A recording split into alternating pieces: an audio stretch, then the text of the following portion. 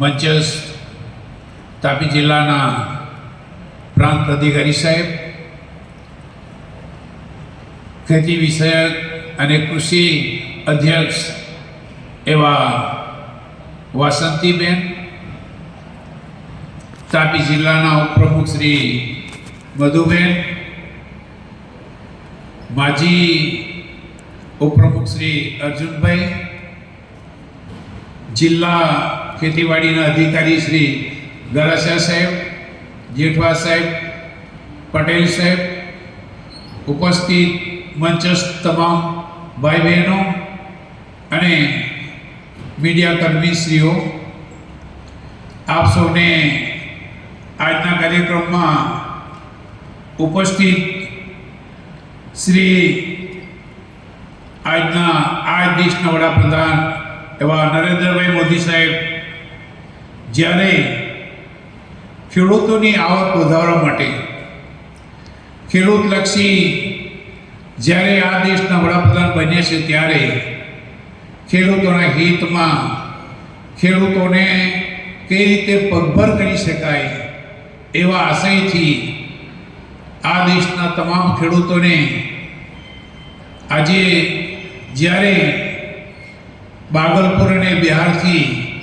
આ કાર્યક્રમને પ્રસારિત કરી રહ્યા હોય ત્યારે આજે તાપી જિલ્લામાં 95,350 જેટલા ખેડૂતોના ખાતામાં સીધા 21,64,00,000 ખાતામાં પડશે. તમામ ખેડૂત મિત્રોને મારી એક નમ્ર વિનંતી છે, આપ સૌ ખેડૂત છો, ખેડૂત તરીકે તમારી પાસે જે 7/12ની નકલ છે એ 7/12માં તમામ તમારા કુટુંબિક સ્નેહીજનોના પણ નામ સમાવિષ્ટ છે, જેમાં ભાઈઓ અને બહેનો પણ છે,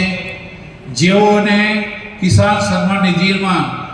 લગભગ 50% જે ખેડૂતોએ આજ સુધી આ કામને ડોક્યુમેન્ટ આપી શક્યા નથી કે જેઓના ખાતામાં પૈસા પડતા નથી. આ બાબતે સર્વે એની નોંધણી કરવી આવશ્યક છે. સરકારશ્રી તરફથી મળતા તમામ લાભો તમે લેવો અને એ દર પ્રતિ વર્ષે તમારા ખાતામાં જે 6,000 આવે છે એમાંથી દવા, ખાતર, બિયારણ વગેરે તમે ખરીદી શકો છો. એક જ કુટુંબના 10 સભ્યો 7/12 ધારક હોય, 10 સભ્યોને 6,000 લેખે 6,000 રૂપિયા લેખે તમારા એક જ પરિવારની અંદર જ્યારે 60,000 રૂપિયા મળી આવતા હોય તો એમનો પણ તમારે પૂરો લાભ લેવાનો છે. ખેડૂત મિત્રોને યાદ કરાવતા એક વાત ચોક્કસ કહીશ કે આપણા બાપ દાદા વડવાઓ જ્યારે ખેતી કરતા અને જ્યારે એવું ખેતી કરતા ત્યારે આપણે જોયું છે, જાણ્યું છે કે આપણા ત્યાં વીઘા પર ચાલે. વીઘાની અંદર જ્યારે ડાંગરની ખેતી કરીએ ત્યારે 25 થી 30 મણથી વધારે ઉત્પાદન આપણે કરી શકતા નહોતા, પરંતુ એની અંદર ફક્ત ને ફક્ત રાસાયણિક ખાતરનો ઉપયોગ કરવામાં આવતો હતો અને એ રાસાયણિક ખાતર ઓછું પાકતું,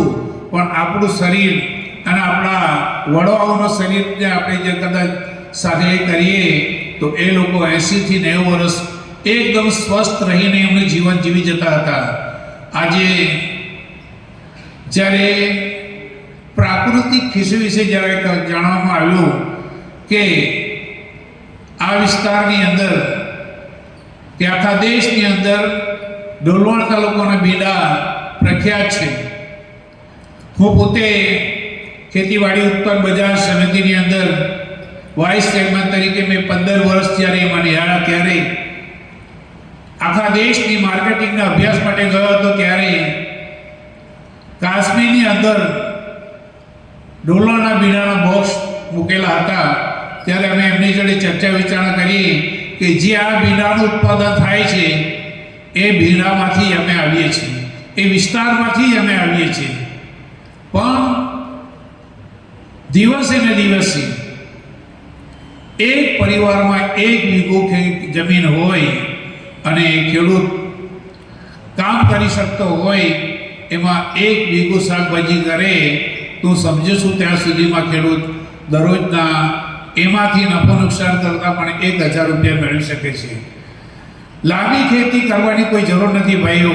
લાંબી ખેતી કરીને લોકોને બતાવવાનો આશય છોડી દો ભાઈ.